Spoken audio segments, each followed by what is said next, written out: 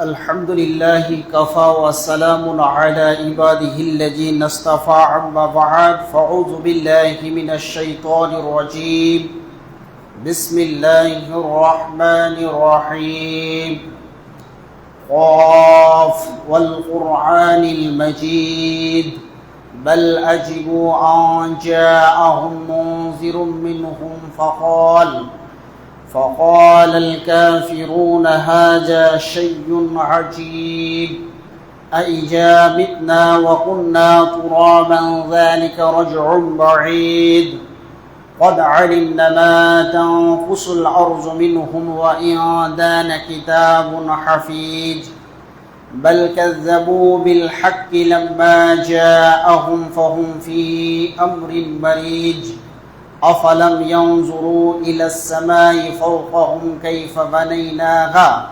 وزيناها وما لها من فروج والأرض مددناها وألقينا فيها رواسي وأنبتنا فيها من كل زوج بهيج تبصرة وذكرى لكل عبد منيب ونزلنا من السماء ماء مباركا فأنبتنا به جنات وحب الحصيد والنخل باسقات الله وطلع النضيد رزقا للعباد وأحيينا به بلدة ميتا كذلك الخروج كذبت قبلهم قوم نوح وأصحاب الراس وثمود وعاد وفرعون وإخوان لوط وأصحاب الأيكة قوم كل كفر فكذب وعيد إلى آخر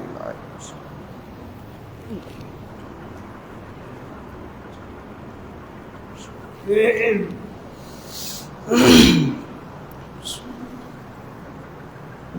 إن الحمد لله نحمده ونستعينه ونستغفره ونعوذ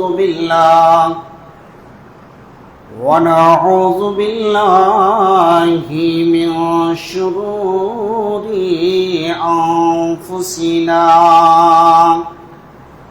ومن سيئات أعمالنا من يهده الله فلا مضل له ومن يضلله فلا هادي له وأشهد أن لا إله إلا الله وحده لا شريك له وأشهد أن محمدا عبده ورسوله أما بعد فإن خير الحديث كتاب الله وخير الحدي حدي محمد مصطفى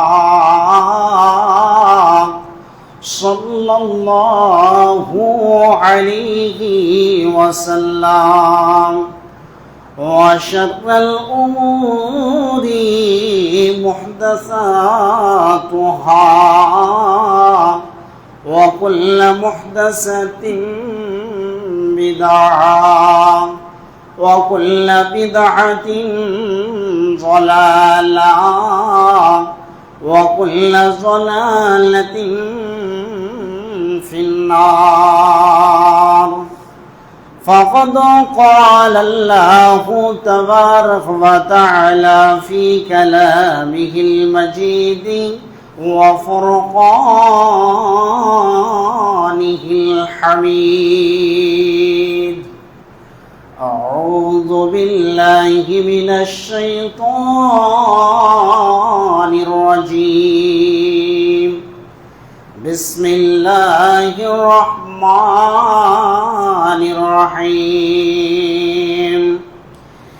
يا أيها الذين آمنوا إنما الخمر بسم الله الرحمن الرحيم قال رسول الله صلى الله عليه وسلم ومدمن خمر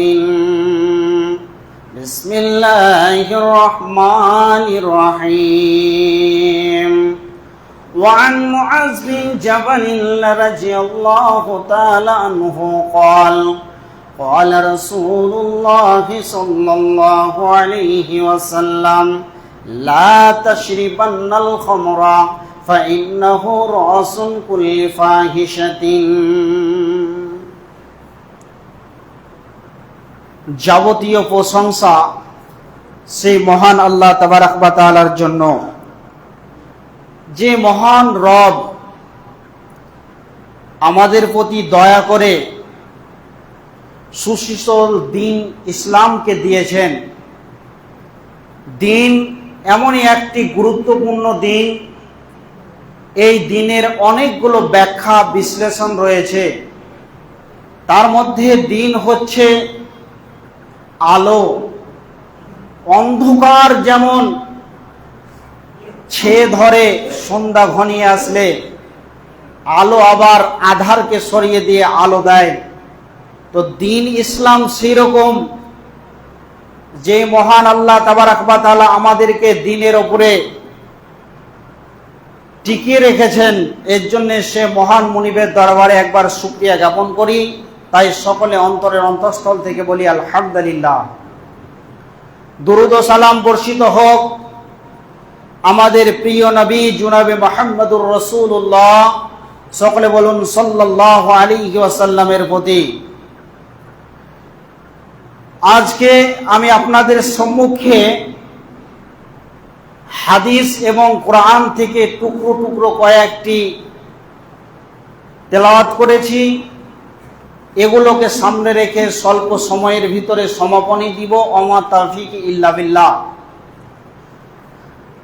প্রতিদিনের নাই গত জুমায় বক্তব্যের বিষয় ছিল যে আল্লাহ তাবারক ওয়া তাআলা কোন মানুষের দিকে দৃষ্টি দিবেন না, তিনি কাদের দিকে তাকাবেন না কিয়ামতের ময়দানে।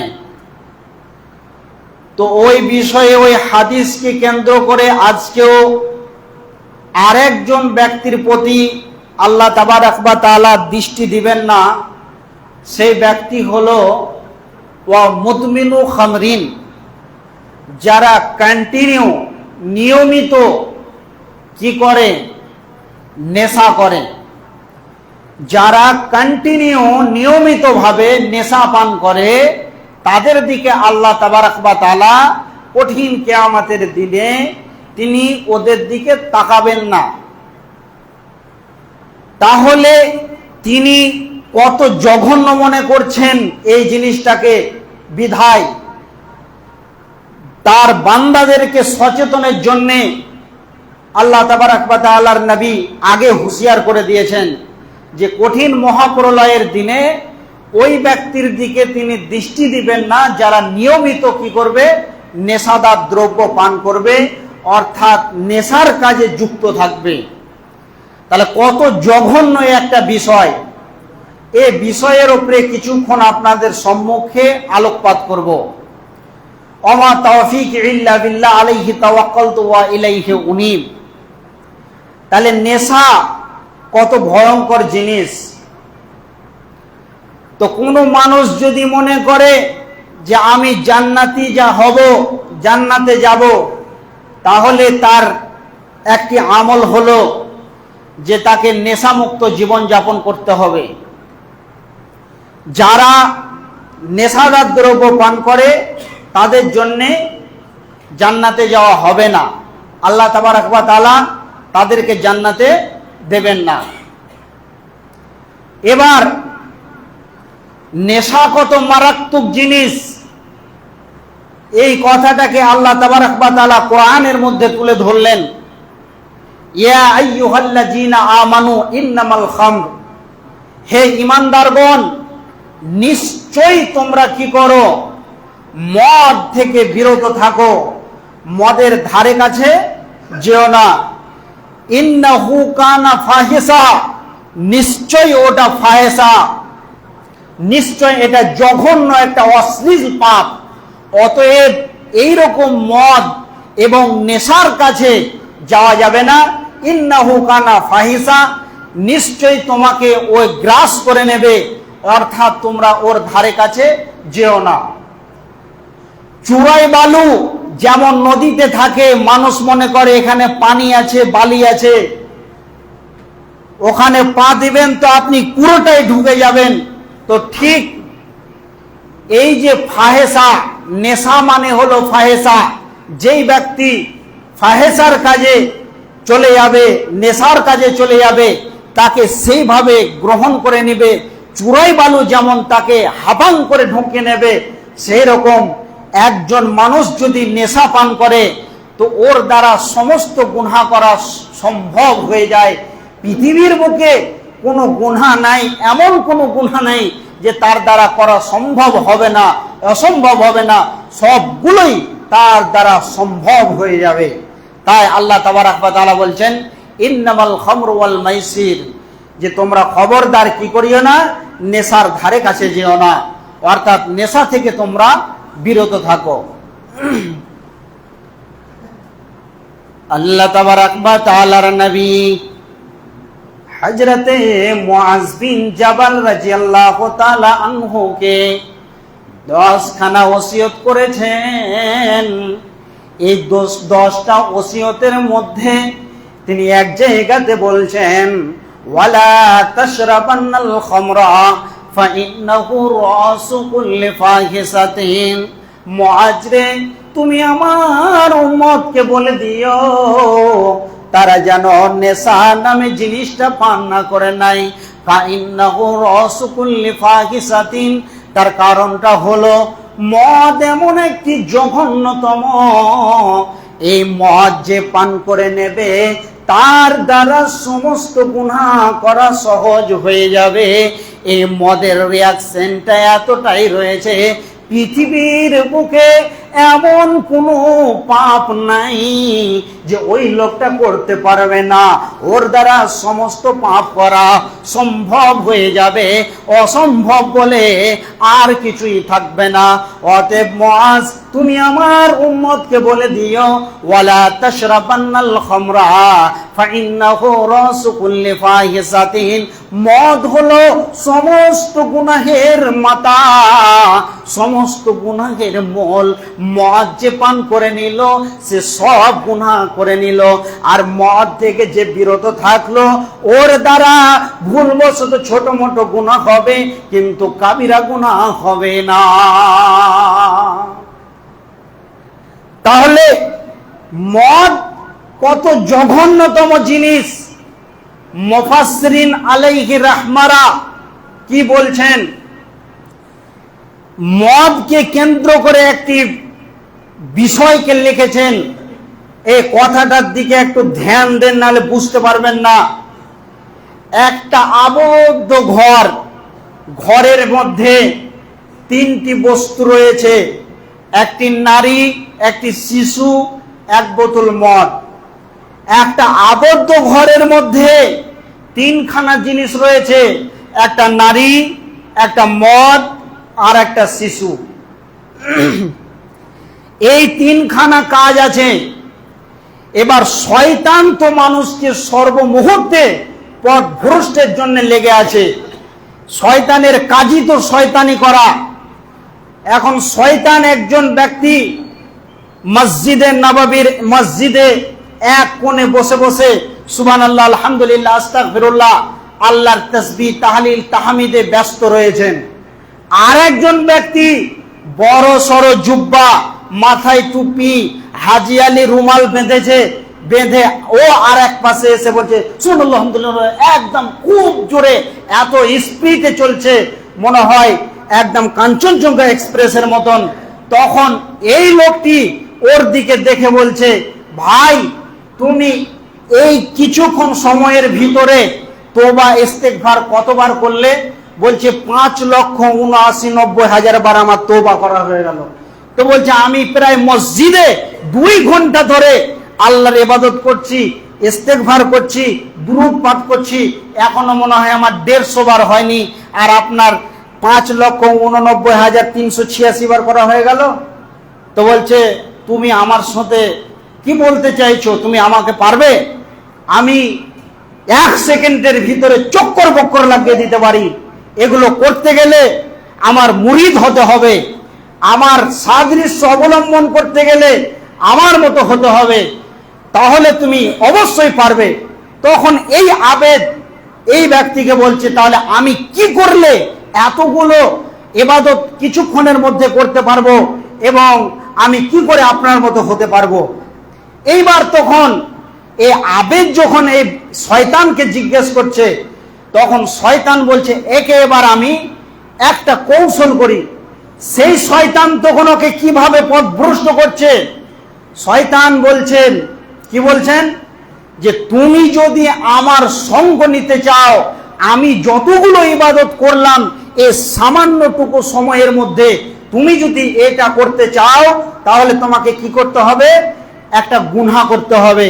আর যখন তুমি গুনাহ করবে তখন আল্লাহ তোমাকে মাফ করবে, আর তখন তুমি এই রকম ইবাদত করতে পারবে কিছুক্ষণ সময়ের মধ্যে।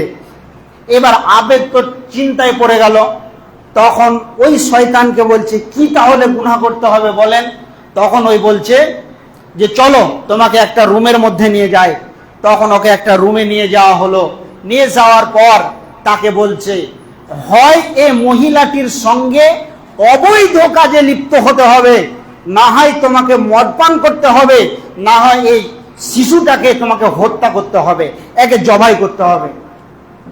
এই আবেদ চিন্তায় পড়ে গেল, জেনা করা এ তো বিরাট বড় পাপ, এত জঘন্য, না এ করা যাবে না। তখন ও ভাবছে মদটা মনে হয় ছোটখাটো, না মদের ব্যাপারে তো আল্লাহ কোরআনে মানা করেছেন, এটাও করা যাবে না। তাহলে শিশু হত্যা, আরে বাপরে, এ তো মারাত্মক বিষয়। একজন মানুষকে হত্যা করা মানে সারা পৃথিবীর মানুষকে হত্যা করা, এ তো এর থেকে আরো বড় পাপ। তখন এই আবেদ কি করলো, মনে হয় জেনার থেকে, হত্যা করার থেকে ছোট গুনাহ হলো মদ। এবার সে আবেদ কি করলো, মদ পান করে নিল, মাথাটা বেতাল হয়ে গেল। শয়তান এসে বলতে লাগলো, সুসুরি দিতে শুরু করলো। তখন ওই ব্যক্তি আবেদ একজন সুশ্রী রমণী বেশ্যার সঙ্গে মিলামিশায় লিপ্ত হয়ে গেল। এবার তখন দেখছে যে এই শিশুটা আবার দেখলো ওর মায়ের সঙ্গে যে আমি মিললাম, এই শিশুটা যেন 2 চোখ দিয়ে দেখছে। তখন ও কি করলো, শয়তান বলছে এই ছেলেটা দেখে নিল তুমি তার মায়ের সঙ্গে অবৈধ সম্পর্কে জঘন্য কাজ করে নিলে, অতএব তাহলে কি করো, তুমি ওই শিশুটাকে কেটে ফেলে দাও। তাহলে কি করলো, ওই শিশুটাকে হত্যা করে দিল। তখন শয়তান আবার বলছে তুই ওর মায়ের সঙ্গে মিললি, এটা একটা কোনো ব্যাপারই ছিল না, কিন্তু ওর সন্তানকে যখন তুই হত্যা করে দিলি, এই মহিলাটি কি করবে, জনসম্মুখে গ্রামবাসীকে বলবে যে এই লোকটি কি করেছে, আমার সন্তানকে হত্যা করেছে। তখন ও কি করলো, ওর মাকেও হত্যা করে দিল। যখন হত্যা করে দিল, তখন এই মাতালের হুঁশ জ্ঞানটা যখন ফিরে আসলো, তখন ওই মাতাল কি করলো, ওই মহিলাটিকে, ওই সন্তানটাকে নদীর ধারে নিয়ে গিয়ে ফেলে দিল। শয়তান এবার তখন বলতে লাগলো গ্রামবাসীকে, তোমাদের গ্রামের যে আবেদ রয়েছে, এই আবেদ কি করেছে, এই আবেদ অমুক জনের মেয়ের সঙ্গে অবৈধ সম্পর্ক করেছে, আর ওর নাতিকে, ওর মেয়েকে কেটে হত্যা করে নদীর ধারে ফেলে দিয়েছে। এই কথা যখন বলল, এবার আবেদের পিছে ছুটলো গ্রামবাসী, দিয়ে তাকেও শেষ করে দিল গণঢলাই দিয়ে। তাহলে মদ কত বড় খারাপ জিনিস, যে মদ পান করে নিল তার দ্বারা সমস্ত কিছু করা সম্ভব হয়ে গেল। আর মদ এমন একটা জিনিস, এর জন্য বিশ্বনবী জনাবে মুহাম্মদুর রাসূলুল্লাহ একবার মহব্বতের সঙ্গে বলেন সাল্লাল্লাহু আলাইহি ওয়াসাল্লাম, বিশ্বনবী বলছেন ফাইন্নাহু রাসু কুল্লি ফাহিসাতিন, যে মদ পান করে নিল তার দ্বারা সব কিছু আসান হয়ে গেল, সমস্ত গুনাহ করা তার জন্য আসান হয়ে গেল। অর্থাৎ যে লোকটি মদ পান করলো তার দ্বারা এমন কোনো গুনাহ নাই যে ও করতে পারবে না। মদ যারা মাতলামি করে মাতাল হয়ে আসে মদ পান করার পরে, তখন সে তার চোখে দেখে তার মাকে বলে তুই আমার বিবি, আয় আমার ঘরে, বিবিকে বলে তুই আমার মা। তাহলে এর মতো জঘন্য আর কি হতে পারে? আবার এই মাতালদের অনেক কথা আছে, এই সামান্যটুকু এদের কথা বলতে গেলে সময় সাপোর্ট করবে না। এই মাতালরা আবার পৃথিবীর জঘন্যতম প্রাণীর মুত খায় এরা। একজন মাতাল, আল্লাহর ঘরকে সাক্ষী রেখে বলছি, এই কথার ভিতরে এতটুকু মিথ্যা কথা বলছি না। বর্ধমান প্ল্যাটফর্মে আমরা কয়েকজন বন্ধু বসে আছি ট্রেনে চাপার জন্যে, আর মদ খেয়ে মাতাল হয়ে পড়ে আছে, কুকুরে পেশাব করতে দেখেছি। কুকুরে পেশাব করছে, মাতালদের মুখে গায়ে পেশাব করে। অতএব কত জঘন্যতম এইরকম মদ। তাহলে যারা মদ পান করে তারা সব রকম গুনাহ করে তাদের দ্বারা সম্ভব হয়ে যায়। এর জন্য বিশ্বনবী বললেন তোমরা মদ থেকে বিরত থাকো, ওয়ালা তাশরাবান্নাল খামরা, খবরদার তোমরা কি করিও না, মদ পান করিও না। এবার আসেন হযরতে উমরের জামানায় যখন মদ পানে বিরুদ্ধ হতো, মানুষেরা বেশি বেশি যখন মদ পান করত, তখন হযরতে উমর তার দেশের জনসাধারণ লোককে কি করতেন, তিনি তাদেরকে ধরে একটা আইন চালু করেছিলেন, 40 জুতার বাড়ি মারতেন। তাহলে কি আজকে গ্রামে ওই শাসনটা করা যাবে না? জি করা যাবে, অবশ্যই করা যাবে। সমাজকে ওইভাবে মজবুত হতে হবে। তাহলে যারা সমাজের নেতা তারাই আবার মদ খায়। যারা গ্রামের বিচারক, যারা বিচার করলো, ছোট মোটো হয়তো সংসারে কি হলো, একটা ঝামেলা হলো, তো বলছে ডাকো অমুককে ডাকো, অমুককে ডাকো, তুমুককে ডাকো। বসলো, বসার পরে মরল একটা চেয়ারে গিয়ে বসলো, বসার পরে স্টাইল করে একটা বিড়ি বের করে ধরিয়ে বলছে কি তোদের গালে যাওয়ানো লাগে থাকে, ওর আল্লাহ কালাম, ওর ফুটানি দেখতে পারলে মাথা খারাপ হয়ে যাবে। ও মরল সমাজের বিচার করতে গেছে, ওই জনসম্মুখে ও কত বড় বেঈমান, কত বড় প্রতারক। আল্লাহর নবী বলছেন ইমামুন আদিল, বিচারককে হতে হবে নাই পরায়ণতা। এই নাই পরায়ণতা কত বড় মূল্যবান সম্পদ। হযরতে উমরের জন্য একটি জান্নাত তৈরি করা ছিল। আল্লাহর নবী সেই জান্নাতের ভিতরে যখন গেলেন, দেখলেন এত সুন্দর করে একটি ঘর তৈরি করা আছে। বিশ্ব নবী ঢোকার পরে আশ্চর্য হয়ে গেলেন, আর দেখার পরে জিব্রাইলকে বলছেন এই ঘরটি কার জন্য সাজানো আছে? জিব্রাইল আলাইহিস সালাম বললেন আপনার উম্মত, আপনার শ্বশুরের জন্য কি আছে, এই ঘরটা সাজানো রয়েছে। অতএব আপনি বলবেন উমরের জন্য এই ঘরটা সাজানো আছে। উমর যে সময় তিনি খেলাফতের কাজ করেছিলেন, যখন তিনি মদিনা মুনাওয়ারায় প্রধানমন্ত্রীর এই গদিতে বসেছিলেন, তখন এক ঘাটে বাঘ বকরি পানি পান করেছে। কেমন নাই প্রণতা ছিল। আর মোরল যদি মোরালের বিচারের পদ পায়, ও গিয়ে আগে বিড়ি ধরায়, স্টাইল করে খৈনি কচলায়। ওকে জুতা মারার লোক নাই সমাজে, জনসাধারণ। আবার অমুকের বেটি ফাঁসলো, অমুকের বেটা ফাঁসলো, এ তো অবিচার তো চলছে। আর পয়সা যে কটা পেয়েছে সবকে বোকা বানিয়ে দিলে গোপাল ভাঁড়। এরা গোপাল ভাঁড়ের মতন বাড়িতে চলে আসলো 2 ঘন্টা 3 ঘন্টা বসে থেকে, আর ও টাকা ভাগ করে চলে গেল। মনে হচ্ছে ওর কামাই করা টাকা। কাউরই কোনো কথা নাই। সমাজকে হতে হবে শক্ত, জনসাধারণকে হতে হবে শক্ত। কোথায় যাবে টাকা? যতজন বসে আছে সবাই ভাগ পাবে, এর হক রাখে।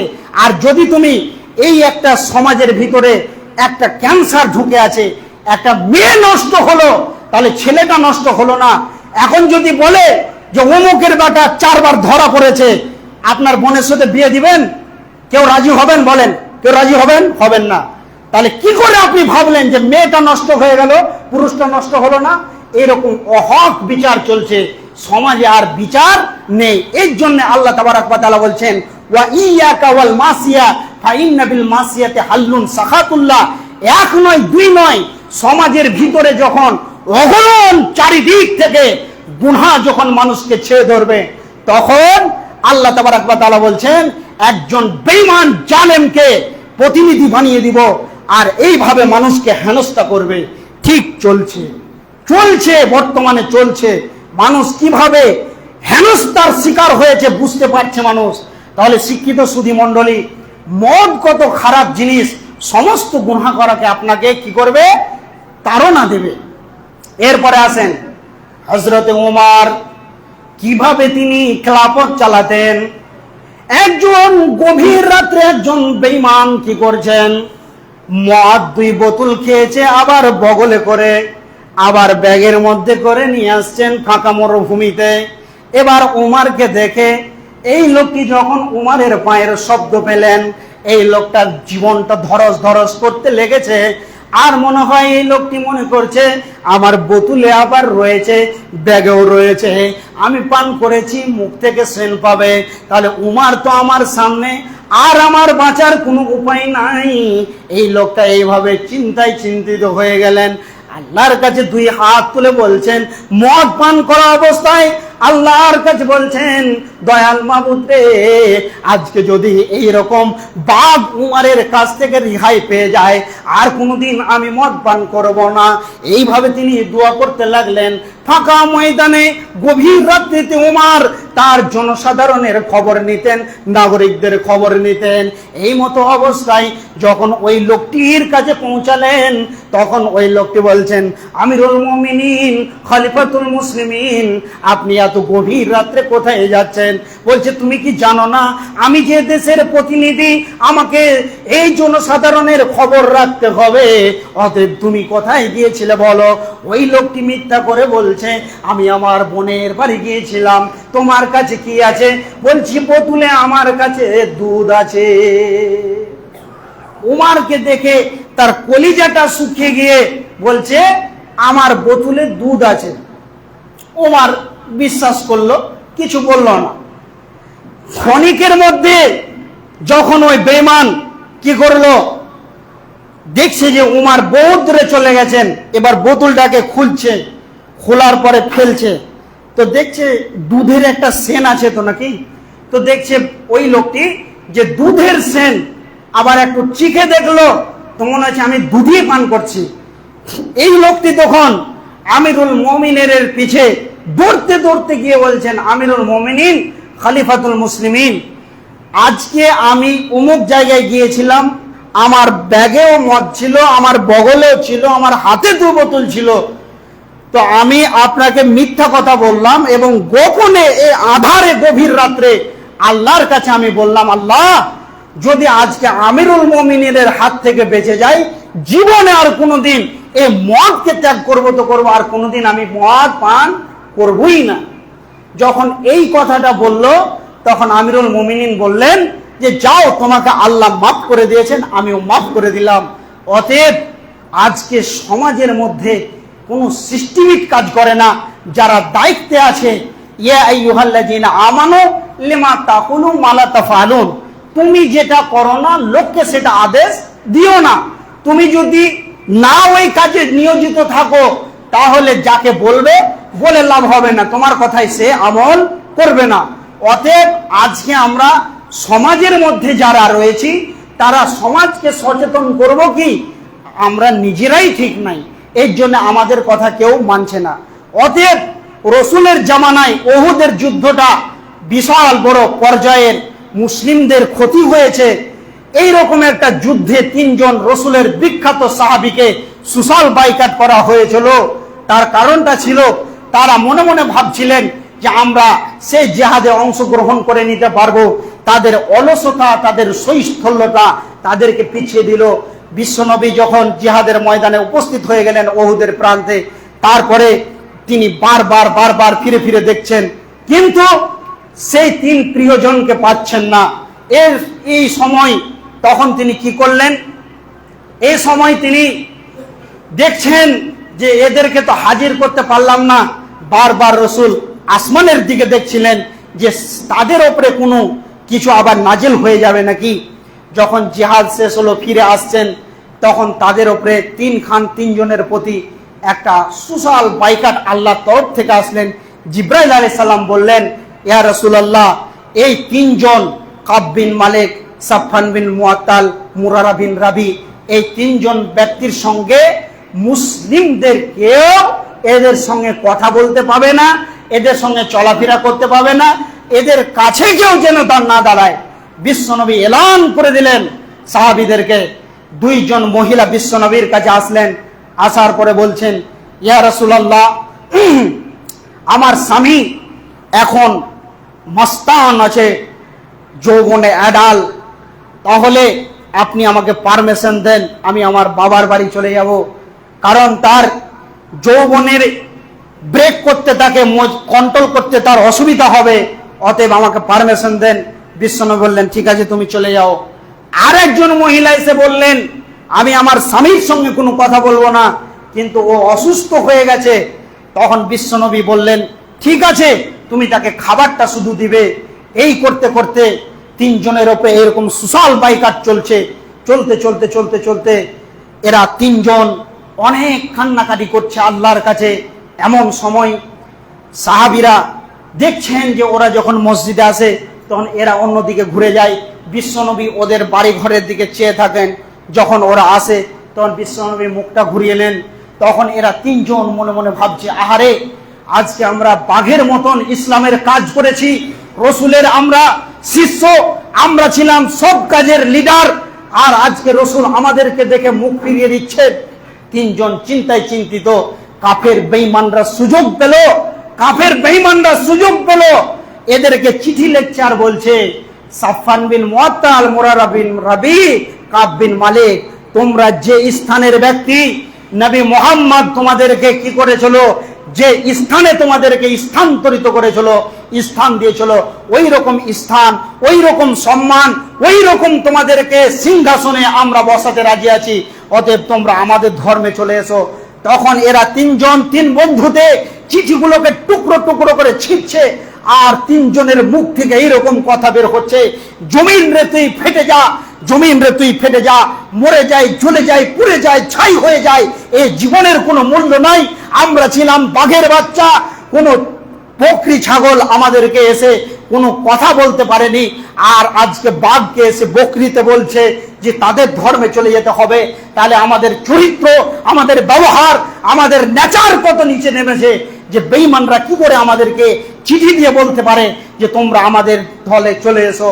তখন তিন বন্ধু প্রায় 50 দিনের কাছাকাছি কান্না করছেন। এমন সময় আল্লাহ এই দৃশ্য দেখছেন। জিবরিল আমিন আসরের সলাতের সময় আসলেন, আসার পরে বললেন, নবী মুহাম্মদ রাসূলুল্লাহ সাল্লাল্লাহু আলাইহি সাল্লাম, আপনি কি করেন, আপনার ওই তিনজন প্রিয়জনকে আপনি কাছে টেনে নেন, এদের তওবা আল্লাহ কবুল করেছে। অতএব সমাজ যদি সচেতন হয় তাহলে অনেক কিছু দিক থেকে মানুষকে শায়েস্তা করা যাবে। যে বেঈমানেরা এত ওয়াজ শোনার পরে সালাত আদায় করে না, তার বাড়িতে জানাজা হচ্ছে, গোটা গ্রাম যাবে না তার জানাজাতে, ও বেঈমান কাবু হবে না, মানে যা কর বাপ আর ওর 14 গোষ্ঠী গিয়ে জানাজা পড়িয়ে ওকে পুঁতে দিয়ে চলে আসুক। তাহলে এত কথা বলার পরেও এই জাতিকে সলাতে লাগাতে পারা যাচ্ছে না, এই জাতিকে নামাজ ওলা করাতে পারা যাচ্ছে না, মসজিদ ওলা করতে পারছে না, কুত্তা শুকুরের মতন জীবন যাপন করছে এই মুসলমান জাতি। এরা শুধু নামে মুসলমান, কিন্তু সোর কুকুরের মতন জীবন যাপন করছি। এর জন্য আমাদের উপর লাত এবং গজব এবং নির্যাতন। আজকে মসজিদ মাদ্রাসার প্রতি, মসজিদ ঝাড়ু দেওয়ার বেলাতে নাই, মসজিদ চিকন চাকনের বেলাতে নাই, মসজিদের কাজ করার ব্যাপারে নাই। আল্লাহর নবী বলছেন, ওয়া মান্নানুন বিমা আতা, যদি তুমি কাউকে কোনো জিনিস দান করো, দান করার পর বারবার তাকে বলিও না, আমি তোমাকে এটা দিয়েছি, আমি তোমাকে এটা দিয়েছি, আমার জন্য তোমার চাকরিটা হয়েছে, আমি লাগিয়েছি বলে তুমি এই কাজে পেয়েছো, এরকম বলো না। আজকে যদি 2 দিন মসজিদের পিছনে খাটে কেউ, 2 দিন খেটেছে গোটা বছরের ভিতরে, খালি মানুষের সামনে আমার দ্বারাতে মসজিদটা হয়েছে, না হলে হতো না, আমি করেছি, আমার বাপ চাল তুলে তুলে মসজিদটা খাড়ো করেছে, বাপরে এত নাম কিনছে। আপনি যদি আমার বাড়িতে যান আর মুগরাটা ভালো করে রান্না করে খাইয়েছি, আর বাড়ি নিয়ে আসার পরে জোলা মরে বলছি, খুব ভালো হয়েছিল না রান্নাটা, দেশি মুরগা বাড়ির পোষা, খাইয়েছি। বারবার যদি জনসাধারণকে বলি, তখন ওই লোকটা বলবে, মুলি সাহেব আপনার বাড়ি থেকে ধামাটা নিয়ে আসেন তো, গলায় হাত ভরে ভূমিটা করে দিচ্ছি, উঠিয়ে যান খেলবেন। তো আল্লাহ বলছেন, আল্লাহ নবী বলছেন, ও মান্নানুল বিমা আতা, তুমি যেটা দান করেছো, যেটাতে শ্রম দিয়েছো, তার জন্য তুমি বলিও না বারবার যে আমি এই করেছি, হ্যান করেছি। মসজিদ মাদ্রাসার পিছনে সময় দিয়ে কি লাভ আছে? একটি মাত্র ঘটনা শুনেন, বিশ্ব নবীর সহি হাদিস, সহি বুখারীর হাদিস। রসুলের জামানায় মসজিদে নববী অন্ধকার, কোনো আলো নাই। একজন সাহাবীটার নাম হযরতে বুরাইদা রাদিয়াল্লাহু তাআলা আনহু। এই সাহাবী কি করলো? এই সাহাবী করলো কি, একটা চর্বিতে তেলকে লেপটে দিয়ে আগুন জ্বালিয়েছেন। এবার মসজিদে নববী আলোকিত হয়েছে। এখন বিশ্বনবী এশারের সলাতে আসছেন, দেখছেন মসজিদটা আলো, অন্ধকার থাকতে থাকতে আলো হলো। তখন আল্লাহর নবী বলছেন সলাত শেষে যে মসজিদে কে আলো জ্বালালে গো, কে আলো জ্বালালে? যখন বলছে, তো এই সাহাবীটা মনে মনে ভাবছেন যে আমি হয়তো কোনো ভুল কাজ করেছি, অন্ধকারই ভালো ছিল। এ আর কিছু বলছে না, চুপ করে আছে। বিশ্বনবী বলতে লাগলেন, কে আলো জ্বালালে? ও মসজিদকে আলোকিত করে ও আমার হৃদয়কে কতটা কেড়ে নিয়েছে শুনে নাও। আজকে আল্লাহ তাবারক ওয়া তাআলা আমাকে চারটি মেয়ে দিয়েছিলেন। যদি আমার কোনো মেয়ে যদি থাকতো, তাহলে তাকে আমি জামাই বানিয়ে নিতাম। তাহলে রসুল মসজিদে আলো জ্বালানোর কারণে তাকে জামাই বানাতে চাচ্ছেন। তার মানে এখান থেকে কি বুঝতে চাইছেন? যে রসুলের জামাই হবে, ও কোনোদিন জাহান্নামের মুখ দেখবে, এটা কোনোদিন হতে পারে না। অতএব শিক্ষিত সুধী মণ্ডলী, এখান থেকে কি বোঝাতে চাইছি, যে এত সুন্দর একটি ইবাদত আলো জ্বালানোর কারণে সে যদি জান্নাতি হয়, আর একজন লোক মসজিদে নববীতে একটা খেজুরের পাতা ছুটে এসে ঢুকেছিল, একজন সাহাবী তুলে বাইরে ফেললেন। আল্লাহর নবী বললেন, তুমি তোমার জান্নাতটাকে ওয়াজিব করে নিলে। তাহলে এগুলো হচ্ছে আমাদের আমল, আমাদেরকে এগুলোর পিছনে মেহনত করতে হবে। অতএব আজকে টোটাল বক্তব্যের বিষয় ছিল যে নেশাদার দ্রব্য মদ এমন একটি জঘন্যতম খারাপ গুনাহ, যে মদ পান করবে তার দ্বারা সমস্ত কিছু করা সম্ভব হবে। অতএব এই মদকে আমাদেরকে ত্যাগ করতেই হবে এবং ইমানদার হয়ে পৃথিবীর বুক থেকে চিরতরের বিদায় নিতে হবে। অতএব আল্লাহ তাবারক ওয়া তাআলা আমাদেরকে এরকম মদ থেকে বিরত থাকার যেন তৌফিক এনায়েত করেন। এর জন্য সকলে বলেন আল্লাহুম্মা আমিন। কুল হুয়াল্লাহু আহাদ আল্লাহুস সামাদ লাম ইয়ালিদ ওয়া লাম ইউলাদ ওয়া লাম ইয়াকুল লাহু কুফুওয়ান আহাদ। আল্লাহুম্মা সাল্লি আলা মুহাম্মাদ।